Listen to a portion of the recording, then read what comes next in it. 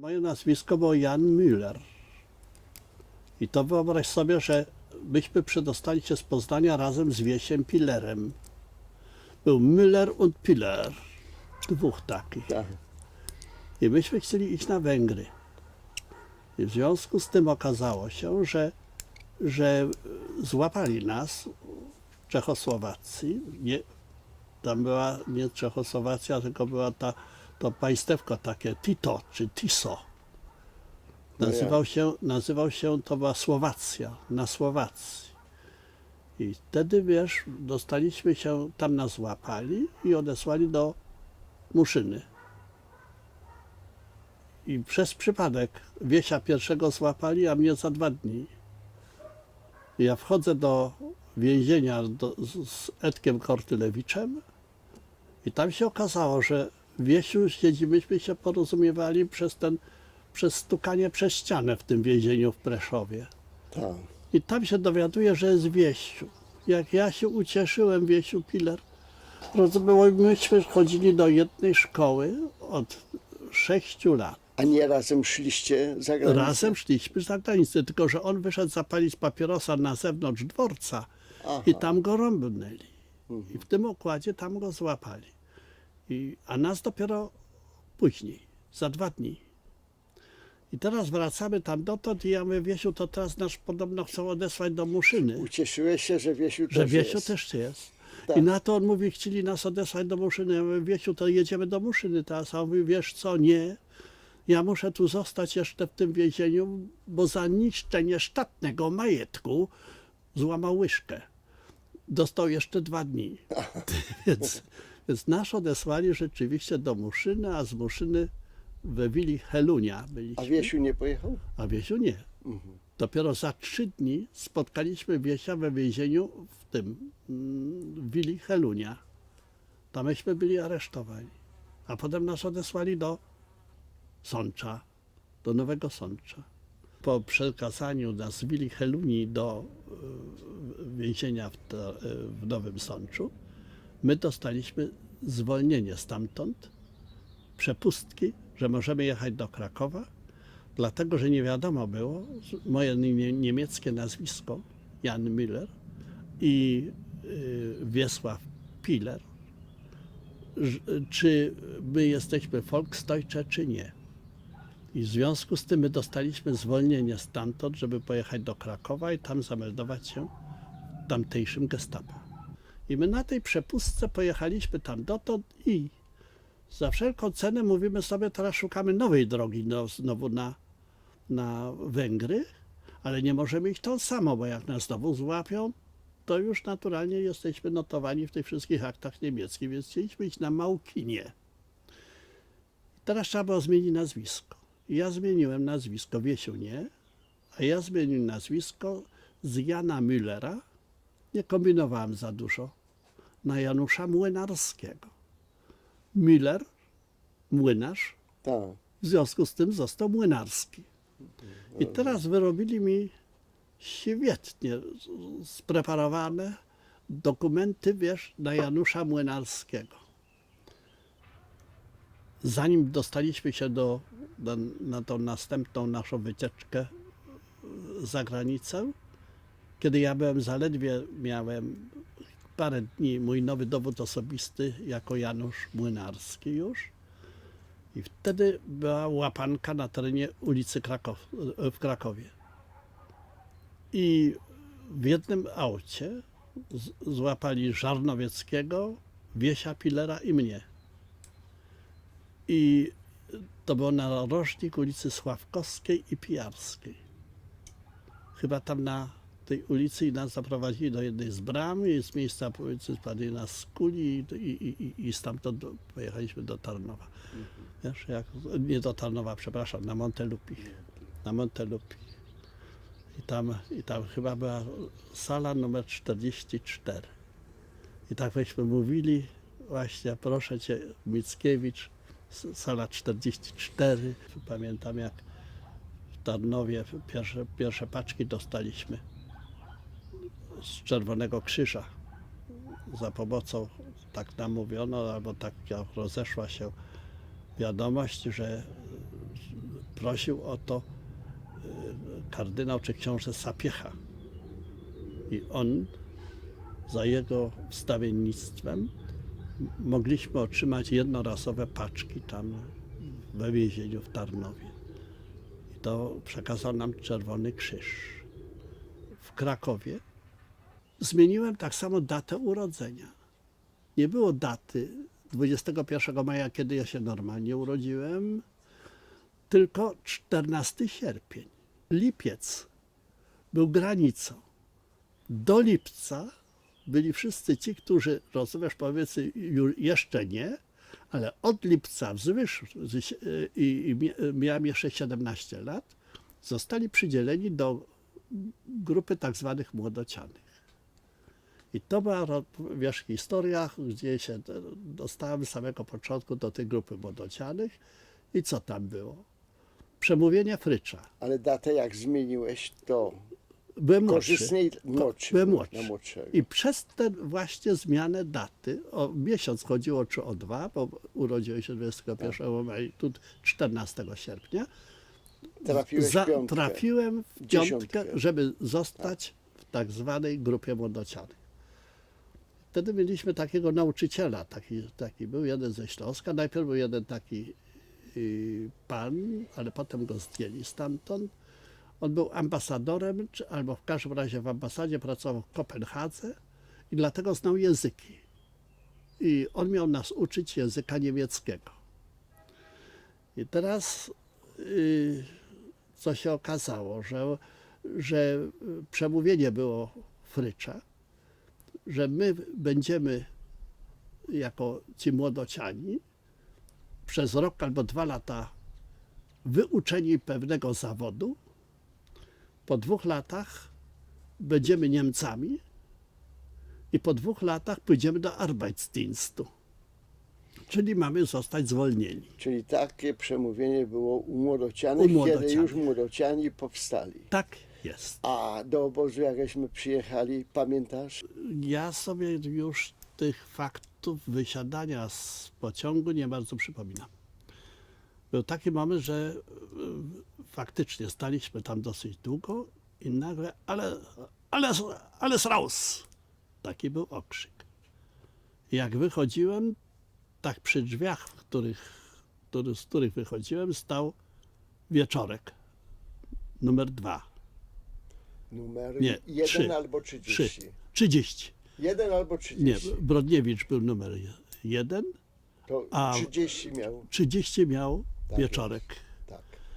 I w tym momencie dostałem tak twarz, że pękła mi szczęka.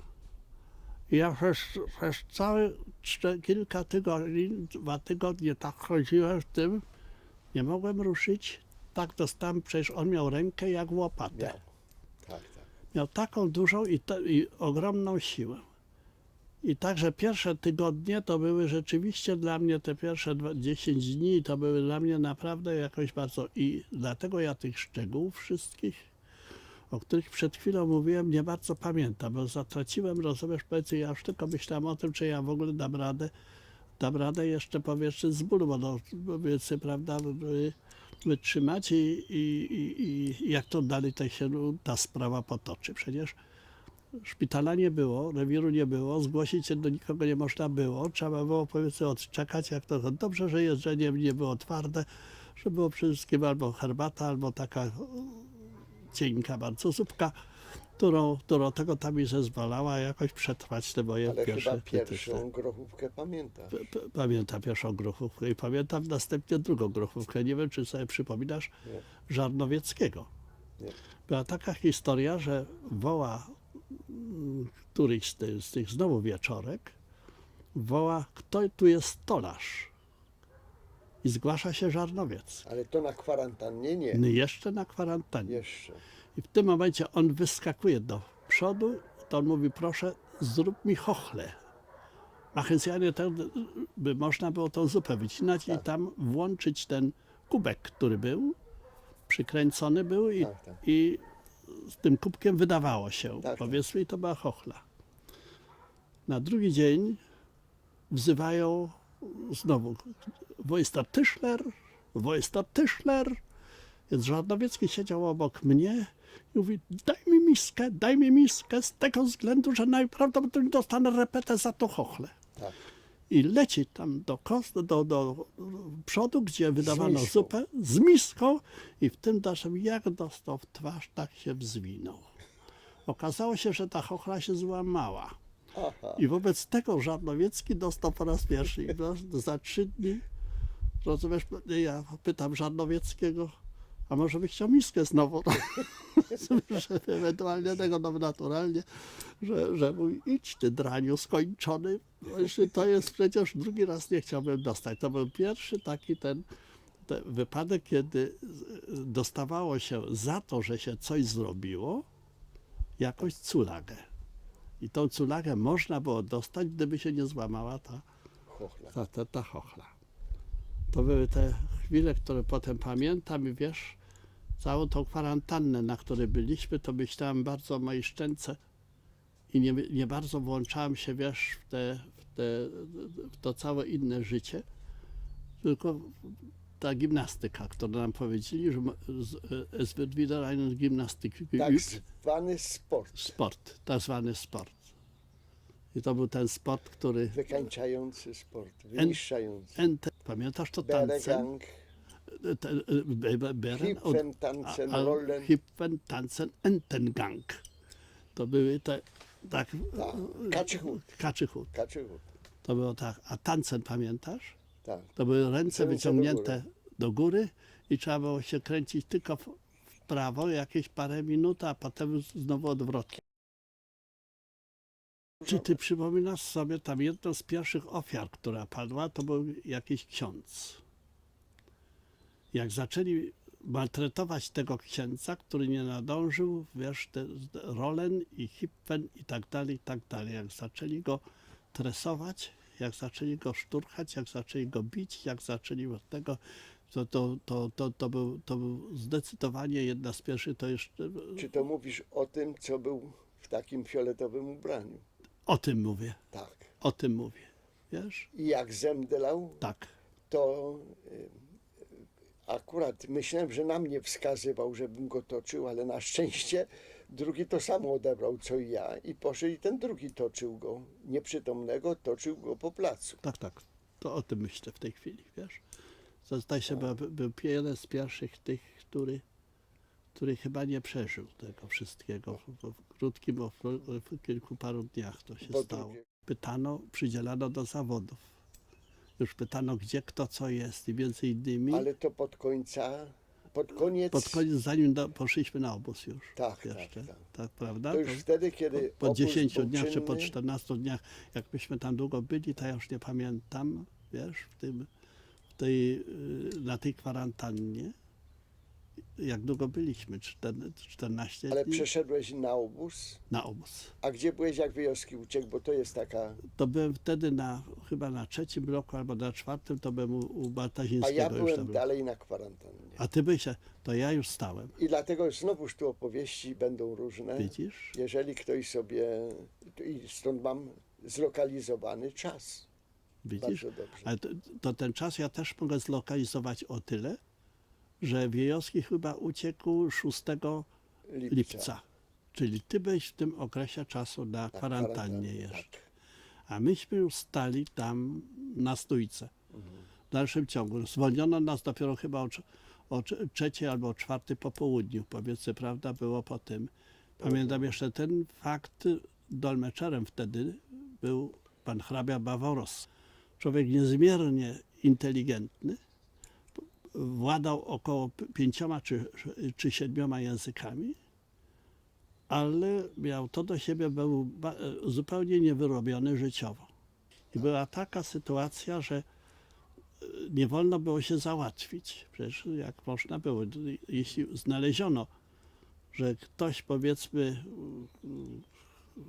musiał, powiedzmy, oddać mocz, to nie wolno było tamtego. Jak znaleziono u niego tę plamę koło niego, to była odpowiednia wypłata ze strony kapów. I wtedy biedny hrabia Baworowski zrobił w spodnie. Tak. Więc kazali mu się rozebrać i te spodnie powieszono na płocie. Ty to widziałeś. Ja to wiedziałem. On musiał prawie uklęknąć albo jak piesek na 4 i musiał do tej plamy, która była powiedzmy kału, Szczekać. szczekać. Z opowiadania to znam. Więc muszę ci powiedzieć, to był rozpacz. Zobacz, powiedzmy, jak zobaczyliśmy, jak można było poniewierać tak dalece człowieka, żeby tego nie wolno nikomu było naturalnie wystąpić, a żeby pójść na stronę, czy coś w tym sensie. To była jeszcze ta historia. Jeśli ktoś, to spać nam się przecież chciało, więc chwili się na nogach.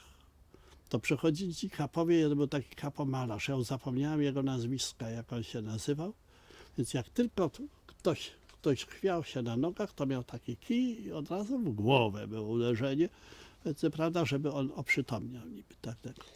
No więc Ale i w jakiej pozycji całą noc staliście? Tylko na baczność? tylko mieliśmy stać na baczność, no, tylko nasz wzrok był zwrócony na tych, którzy pilnowali nas, przede wszystkim kapowie byli tam i blokwirerzy, ale mniej wszystko tych 30 kapów nas pilnowało. Więc w tym układzie, i oni powiedzmy objęli tę funkcję powiedzmy Byłeś budzenia po kogoś. jedzeniu? Nie było żadnego jedzenia. Jedzenie było dopiero potem, Tak jak u nas nie było. tak Na jak u drugi was nie dzień było. było. Na drugi dzień było dopiero jak nas zwolnili, chyba była 4 po południu, to już jak zawołali, proszę, żebyśmy rozeszli się do swoich bloków, to byli tacy, którzy nawet nie byli w stanie pójść po tą zupę, tylko rzucili się na ziemię, czy też na rozkładane sienniki, które wtedy się powiedzmy sztaplowało, powiedzmy, prawda, na ten. I wtedy okazało się, że oni woleli się położyć, bo oczy się po prostu zamykały. Pamiętam wyraźnie te chwile. No, to było pierwsze takie nasze przeżycie i to miało być naszym odstraszeniem, żeby w przyszłości nikt nie ważył się uciekać. Ale zdaje się, że wkrótce potem wy przyszliście już z tamtej kwarantanny do nas, doszlusowaliście, prawda?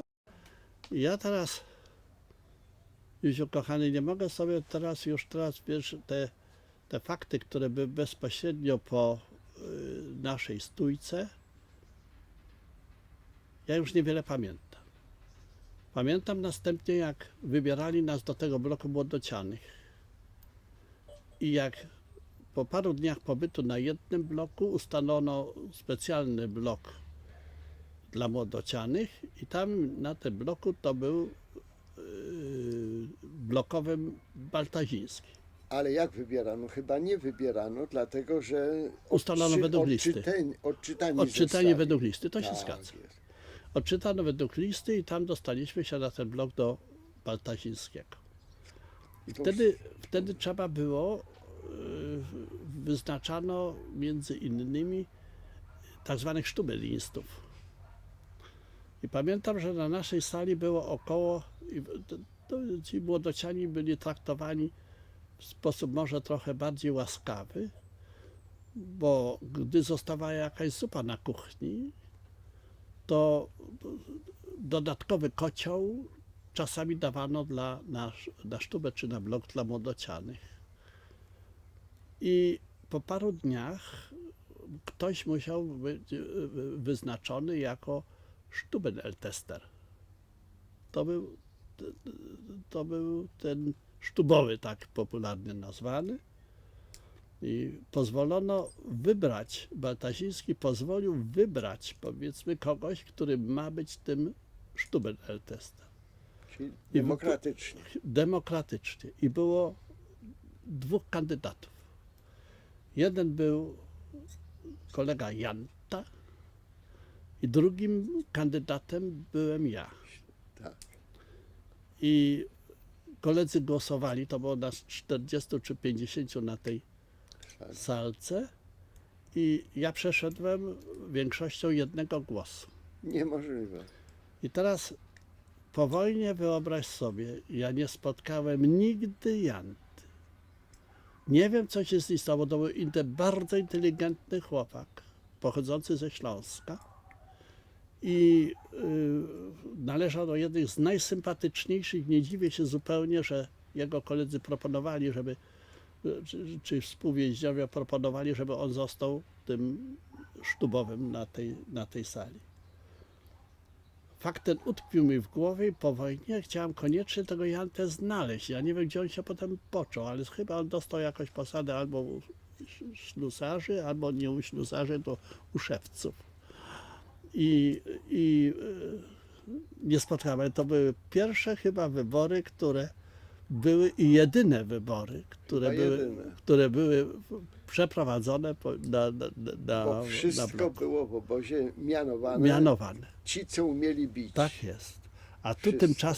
tymczasem Baltaziński, mimo tego, że był bardzo ostrym blokowym i ja niejednokrotnie od niego oberwałem za to, jeśli korytarz był zabrudzony w nocy, ten z więźniów, który nie zdążył i po drodze naznaczył do toalety tą drogę, to potem dostawali sztubowi za to, że nie potrafili dopilnować tego wszystkiego, więc No, winny musiał być. winny musiał być za to, prawda?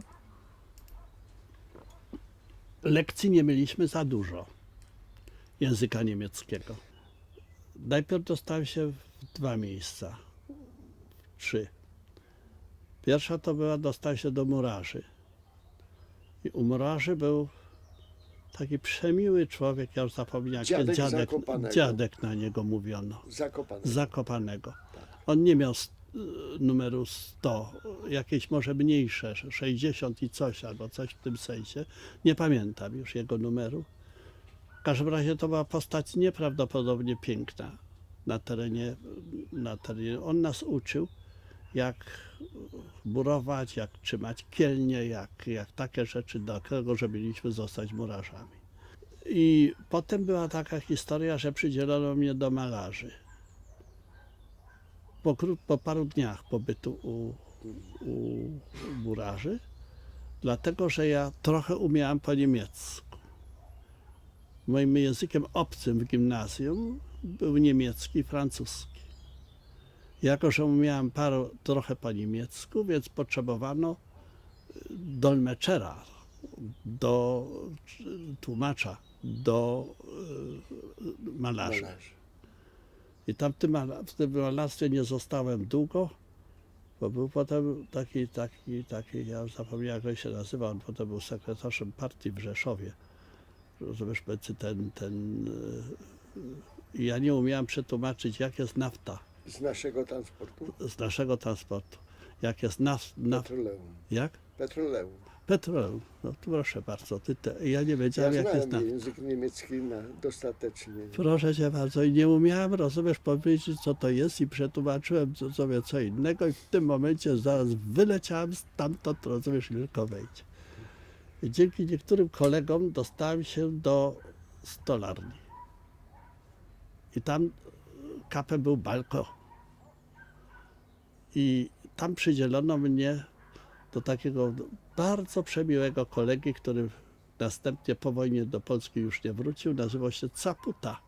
Antoś. Antoś Jest w Caput. Kanadzie, ma 90 kilka lat. Coś. Żona mu umarła rok temu. Coś podobnego. Jugosławianka chyba Tutaj był wzruszona. i tu Holzkoweśmy założyli. Coś Trójkę. podobnego. Straciłem z nim kontakt. Kiedyś ten kontakt miałem. Jak byłem na terenie Niemiec, tak żona jego chyba była Jugosławianka. I coś jej brakowało, i on pisał do mnie, czy ja bym nie mógł jej tak czy inaczej pomóc w jej sprawach zdrowotnych. To ci uzupełnię. Przedtem był kosiarzy. Tak, Komando kosiarzy zlikwidowali karnie. tak, Byliśmy do zasypywania dołów tak. tego placu, tej ujeżdżalni. Mhm. Ale po 3 dniach stworzyli Holzhof i dostał się właśnie na ten teren, bo Holzhof był tam, gdzie i warsztaty. Mhm. I w ten sposób trafił Do stolarni. stolarni. Caputa. Caputa. A mnie przydzielono do warsztatu do Caputy jako ucznia. Tak. I to był przemiły człowiek. To był naprawdę taki no, trudno sobie wyobrazić. On, 2 książki napisał, mogę ci je pożyczyć. coś podobnego. To, że nas tyle zostało, to była i ta przyczyna, że że prawie zachowali się ci, którzy mieli pracę pod dachem. Apele, te, które były były najbardziej niszczącą naszą, powiedzmy, prawda, tą kwestią i sprawą, dlatego, że jeśli padał deszcz, inne rzeczy, to przecież ubrania schły następnego dnia na nas. No ale zimę 40 roku Ojej. udało ci się przeżyć jednak częściowo pod dachem. Częściowo pod dachem. I to właśnie tylko między innymi dlatego, że jak były czy śniegiem zmoczone, albo w ogóle zmoczone nasze ubrania, to wtedy jeszcze używało się w stolarni kleju stolarskiego, więc piece musiały być stale, powiedzmy, czynne i przy tych piecach suszyliśmy nasze ubrania. I dlatego względnie jeśli ktoś miał tak zwany durfal, to mieliśmy możliwość upiec chleb na węgiel i tym sposobem zyskiwaliśmy lekarstwo, powiedzmy, takie, które było przeciw durfalowi, prawda? Tak. To były te rzeczy. No i naturalnie warunki w stolarni były zupełnie zgoła inne, bo i było A ciepło. długo tam byłeś? 2 lata, No to czy 2 do 3 lat. Także był nawet taki moment, że potem po 2 latach musieliśmy składać egzamin, bo chcieli z nas zrobić tak zwanych czeladników. tak. I dzięki Capucie ja ten egzamin zdałem, bo miałem skrzyneczkę taką do zrobienia. To czy ja mam nadal pracować w stolarni albo nie, decydował, powiedzmy, decydował właśnie, powiedzmy, wykonanie tej szkatułki, którą mi polecono. To wtedy pracowano przy innych warsztatach, pomagali mi to zrobić i Caputa prawie mi to całą zrobił, tą szkatułkę i powiedzieli, co to za doskonały stolarz, ja. I w związku z tym zachowałem moją pracę w stolarni. To znaczy ty u niego pracowałeś, U niego bo pracowałem. przydzielony zostałeś jemu tak jak pod każdemu opiekę. majstrowi przydziela Tak się jest, ucznia. tak jest. Ponieważ ja byłem krawcem, to też wiem jak to było. Proszę bardzo. No, wiesz, więc, ale też byłeś przydzielony do kogoś, czy Tak. byłeś przydzielony do kogoś? No i potem w krótkim okresie czasu, dzięki Wiesiowi Pilerowi, który był żywnościowym rewiru, to znaczy szpitala Krankenbau, dostałem się do szpitala obozowego. I byłem tak zwany Hilfspfleger. I niedługo tam pracowałem, bo po pewnym okresie czasu zwalniano tych, którzy właśnie przed paroma tygodniami zostali, czy miesiącami, nowo przyjęci, zwalniano na obóz flegerów, Jak tych zawsze. najnowszych. Tak. I wtedy mnie przydzielono na Bunę. Razem z Kosztownym, nie wiem, czy ty pamiętasz, to Z Gonokokiem. z Gonokokiem, Wituś Tak Kosztowny. jest. Rozumiesz, Wituś Kosztowny też wyleciał z rewiru i ja też wyleciałem z rewiru i razem byliśmy na tym bloku, który tego i co jeszcze, rozumiesz, było, to był chyba, widzisz, to był inny czas. To był chyba rok 1941, bo ja w 1941 roku, kiedy został wybrany po ucieczce jednego z więźniów ojciec Maksymilian Kolbe. No, ja tam 1941 albo 42. Także krótki okres czasu. W tej chwili dostałem się na ten i byłem w tym dniu, kiedy wybierano ojca Kolbego, dziesiątkowano ten blok. na drugim bloku, tak? To był 15 albo 14, ja już nie pamiętam, który to był blok. I w tym momencie, powiedzmy, pamiętam jeszcze ten palec, którym wskazywano, kto ma być dziesiątkowany.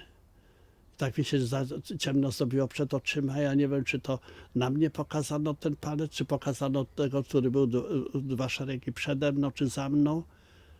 I wtedy dopiero tak otworzyły mi się oczy, jak już byli przy 3. szeregu i pokazywali. I jeszcze nie zdążyłem ochłonąć z tej wybiórki, jak już nagle widzę, że w przednich szeregach dzieje się jakaś taka historia, wyskakuje ktoś i w tym widzę, jak odprowadzają tych 10 osób i wtedy wyskoczył ojciec Maksymilian Kolbe i zastąpił jednego z więźniów, który nazywał się Gajowniczek. Gajowniczek. I tyle, że tego cofnięto do szeregów, a ta dziesiątka maszerowała w kierunku do bunkra. Wiesz, tam wszystkim łzy stanęły w oczach, bo każdego z nas mógł spotkać ten los. Ale ci, którzy poszli do bunkra, to potem działy się rzeczy wprost nieprawdopodobne. Śpiewano ciągle tylko religijne pieśni. I taka historia, wiesz, jeszcze może trochę charakterystyczna, nie zapomnę jedno, to przecież człowiek, który poświęcił się Marii, bo był tym bratem w Niepokalanowie. W sierpniu, chyba 14 albo 15 sierpnia, już w tej chwili nie pamiętam, jest jedno z największych świąt maryjnych. To jest niebowstąpienie Najświętszej Maryi Panny. I proszę sobie wyobrazić, a on w przededniu tego święta został zaszpilowany. Czyli to musiało być 13 albo 14 sierpnia. Więc ten moment ja też dokładnie pamiętam. Pamiętasz ten ale moment? nie byłem na tym bloku, tylko w betoniarni byli ludzie, którzy tym żyli, a z Schreibstube codziennie informacje przynosili o stanie Zdrowia. Maksymiliana. Tak.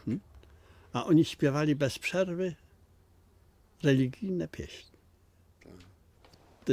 w tym bunkrze. No a później Jako że on żył za długo tak, i wreszcie chcieli uspokoić ten bunker, żeby przestały, powiedzmy tam, żeby nie można było słuchać już tych religijnych pieśni, dlatego jego zaszczykiem uśmiercono. a To był później taki jeden z gdzieś- bolesnych Gdzie cię faktów. później losy rzuciły? Czy Potem mnie rzuciły losy. i do końca byłeś Nie, na potem szpitalu? poszedłem stamtąd poszedłem, to było w okresie, to wtedy pracowałem, bo to był blok, który pracował w Monowicach. Wiesz, rozumiesz, powiedzmy na Bunie. I nie przenieśli cię? I potem, rozumiesz, powiedzmy mnie przenieśli stamtąd, ale znowu dzięki kolegom dostałem się na rewir. Wiesz? I potem już pracowałem jako sanitarz. Najpierw zachorowałem na tyfus plamisty. Po tyfusie plamistym zostałem jako taki tak zwany Hilfspfleger na stacji u Stasia Kłodzińskiego. Potem była ta wybiórka do gazu. Chyba to była w sierpniu, kiedy chciano zlikwidować tych wszystkich, którzy chorowali na tyfus plamisty i w ten sposób by zniszczyć tyfus. A potem i wtedy była ta masowa wybiórka do gazu. No, Zbyszek to dokładnie opisze, bo był jednym z tych. Był jednym z tych, których Tak. wybrali. Tak. I wtedy pamiętamy, że znowu dzięki Władkowi Wejkielowi, którego przydzielono do pomocy tego Entresa, bo to Entres wybierał wtedy do gazu i wtedy mnie przesunięto na lewo, a nie na prawo. Też taki moment w życiu. Cofnięto na blok. Potem poszedłem znowu gdzieś do jakiegoś komanda, już nie pamiętam do jakiego, ale wróciłem na rewir. I potem zachorowałem na tyfus brzuszny. Krótko potem. I okazało się, pytasz mnie, Żeby samotny nie gdzie ja potem pracowałem. No z racji tej, że ja przeszedłem i tyfus brzuszny, i tyfus plamisty i byłem już jako Hilfspfleger kiedyś, powiedzmy, prawda, na rewirze, zatrzymano mnie, bo byłem już tym, który został automatycznie zaszczepiony. Tak, tak. I to było naturalne już szczepienie, więc wobec tego zostałem na sali, sanitariuszem na sali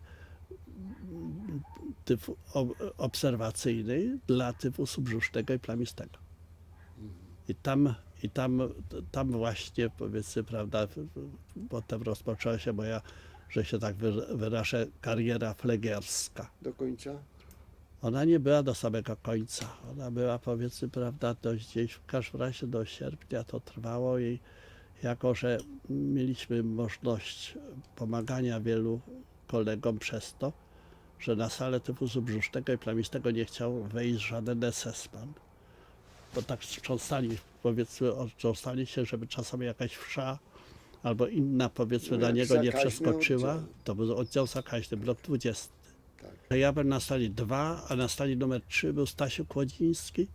Potem na jednej ze sal, potem był jeszcze Momont, vis-a-vis na sali numer 5 i także te czasy to dosyć dobrze pamiętam. I jedne z najbardziej tragicznych rzeczy były, jak kiedyś z Birkenau przyprowadzał do tych młodych chłopców i oni byli szpilowani w laboratorium, które było w pierwszej salce, na samym początku bloku, znowu nie od strony 11, tylko od strony 26 czy 7 roku na przyjściu Effektenkammer albo Bekleidungskammer. I oni byli we Warszawie, bo ich wszystkich zaszpilowano, tych chłopców. I myśmy nie mogli, była tak zwana Stubensperra. I wolno było w ogóle wyglądać przez to okienko, mimo że one były szklane, ale zamalowane na biało. Jak tych młodych chłopców tam dotąd, do tej salki, gdzie było laboratorium, a potem jak oni byli zaszpilowani, to ich wrzucali. Naprzeciw był Waszraum. Nie Waszraum, tylko w każdym razie tusze tam były i tak dalej. Że już umywalnia.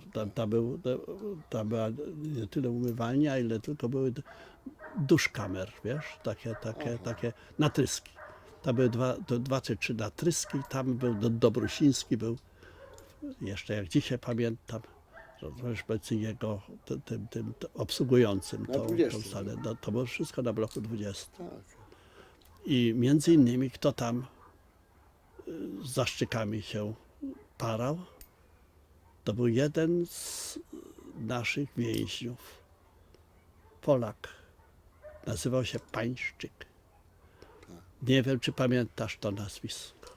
Nazwisko tak i sprawę też znam. Coś. Tak samo. I z tym, że ja nie miałem z nim nic wspólnego, tylko słyszałem jego działalność. Jego działalność katastrofalna. Tak.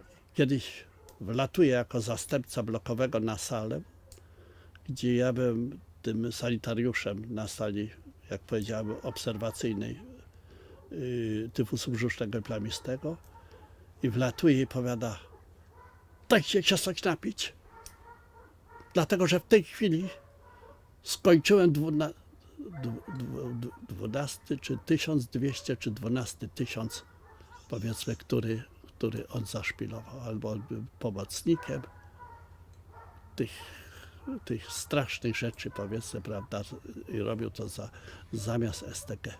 To był psychopata skończony, to był przecież niezdrowy na umyśle człowiek, to był ten, który w Krakowie podobno, on studiował na Akademii Sztuk Pięknych. Podobno malował, ja nie wiem. W każdym razie tam był blokowy, to był zbrodniarz wojenny. Jego potem wykończyli w transporcie, poszedł w transport i tam go załatwili koledzy. Czyli z obozu nie wrócił. Z obozu nie wrócił. Spotkała go zasłużona kara. Wiesz? A ty? A ja zostałem ewakuowany 23 stycznia 1945 roku. I ewakuowano nas najpierw braliśmy udział w tych marszach śmierci. Doszliśmy do Wodzisławia, tak. No Doszliśmy do Wodzisławia, a z Wodzisławia dostaliśmy się tymi otwartymi wagonami, wieźli nas w kierunku Mauthausen. I dojechaliśmy dopiero 2 albo 3 lutego, dojechaliśmy do Mauthausen.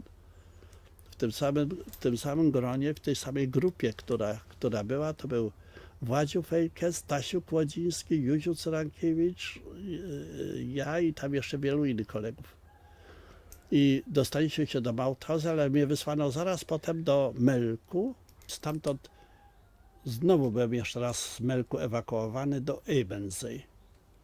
Ebensee to była miejscowość niedaleko nad jeziorem, cudna. Nad jeziorem. Traunsee, albo jak się to nazywało, to jezioro śliczne. w Austrii. niedaleko Gmunden, Salzkammergut w Austrii, Tak, wiesz? Tam już wtedy był kanibalizm. Więc trawy nie było, bo wyjadali trawę. Tam nie było nieboszczyka, który poszedłby cały Gotowali do czy krematorium. surową jedli? Surowe. Surowe. Więc także tych nieboszczyków zjadali. To były rzeczywiście historie takie, które w tej chwili nie mogę tego zapomnieć. Dużo Ja tego was nie było? robiłem.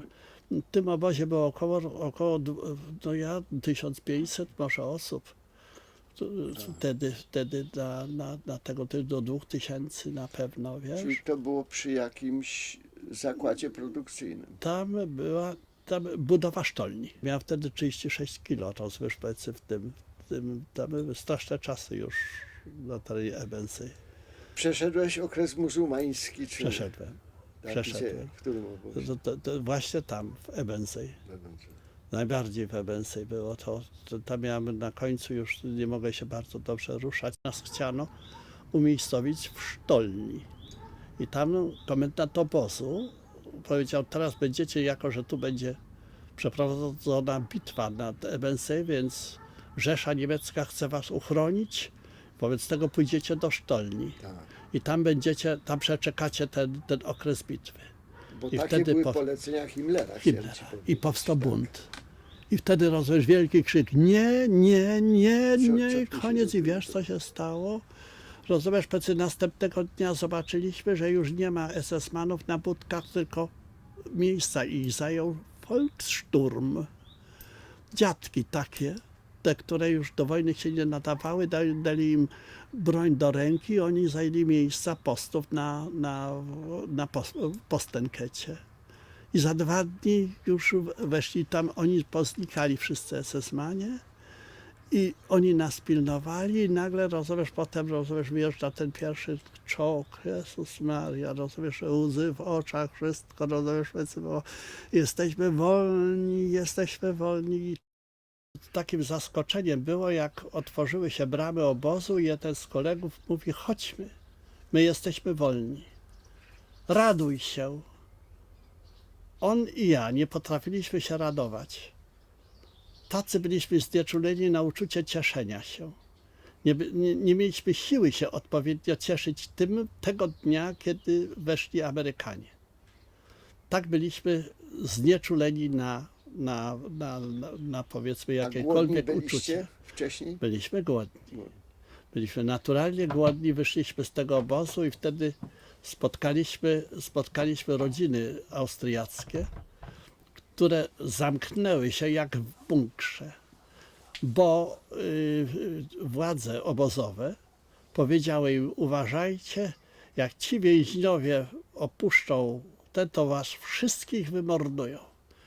I oni pozamykali się w piwnicach, my pukamy do tych drzwi, wołamy, rozumiesz, wierysta, i nagle pokazuje się taka stara babcia i w tym momencie mówi, słuchajcie, to wy nie mordujecie? To wyście, rozumiesz, nam powiedzieli, że my wszyscy zginiemy, jak wy opuścicie obóz. I wtedy ta babcia wyniosła, myśmy nie bardzo mogli utrzymać się na nogach, bo jak wspomniałem, miałem 30 parę kilo, 36 czy 8. I w tym momencie wyniosła czary z winem i każdy z nas dostał, wiesz, jakąś taką porcję czerwonego wina i pajdę chleba do tego. To było nasze wyjście tego dnia, to było 6 czy 7 maja tamtego roku. Tam nie umarł tego dnia, jak Amerykanie wyszli, prawie nikt. Tego samego dnia, następnego dnia było ponad 120 trupów. Przecież ta siła woli, wiesz, była tak duża, że wszyscy oczekiwali tej wolności. Dostawaliśmy wyżywienie od Amerykanów, które obejmowało, to się wtedy liczyło jeszcze wszystko na kalorie. Więc normalnie jest taka historia, że ciężko pracujący człowiek, do takich byli zaliczani kosiarze, to zużywali mniej więcej i potrzebowali na podtrzymanie swojego życia około 4000 kalorii. A myśmy dostali z UNRY fasowaliśmy na szpital po 6000 kalorii. Wiesz, na to, żeby ci więźniowie przyszli jak najszybciej do sił. I te rzeczywiście przychodzili, rozumiesz, tylko ci nieostrożni nie przychodzili, którzy chcieli jeść na zapas jak to swego czasu i wtedy ten przewód pokarmowy nie wytrzymywał i dostawali powiedzmy zaburzeń przewodu pokarmowego, biegunek, wiesz, które nie można było potem w żaden sposób wyleczyć. Krótko przyszedłem potem do sił i zostałem, wiesz, intendentem polskiego szpitala dla byłych więźniów politycznych w Ebensy. I ten szpital powstał ze szkoły, która w Ebensy była i w tym Ebensy było około 120 naszych kolegów, współwięźniów, przede wszystkim gruźlików.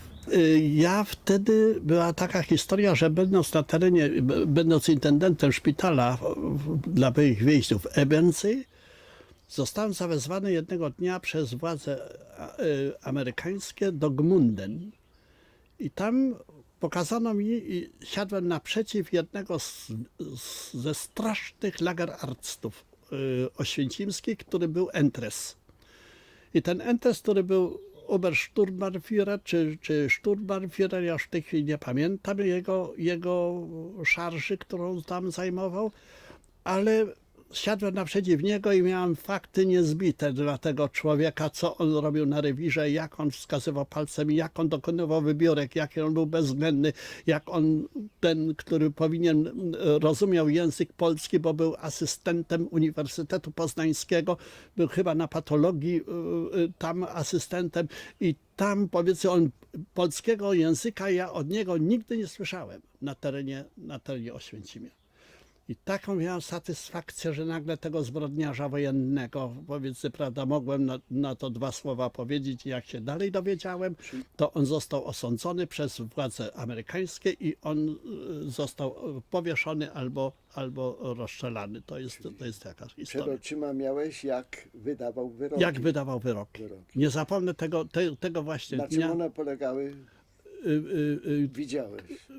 Widziałem przede wszystkim, jak on przeznaczał. Ten ma być przeznaczony na zaszczyk śmiertelny, albo wtedy, jak była ta wybiórka likwidacji tyfusu plamistego, kiedy on przekazywał palcem na prawo i lewo, kto pojechał do gazu, wtedy pojechało coś około 200 czy 300, powiedzmy, prawda, tych więźniów, czy nawet więcej, powiedzmy, do gazu. Do gazu, tak jest. To była taka historia. Wiesz, ale ta moja praca na rewirze przyczyniła się do jednej rzeczy, tylko że ja już wtedy wiedziałem dokładnie, że w przyszłości mój zawód to będzie zawód w kierunku medycznym. Jeden taki, który miał niebywały wpływ na ukształtowanie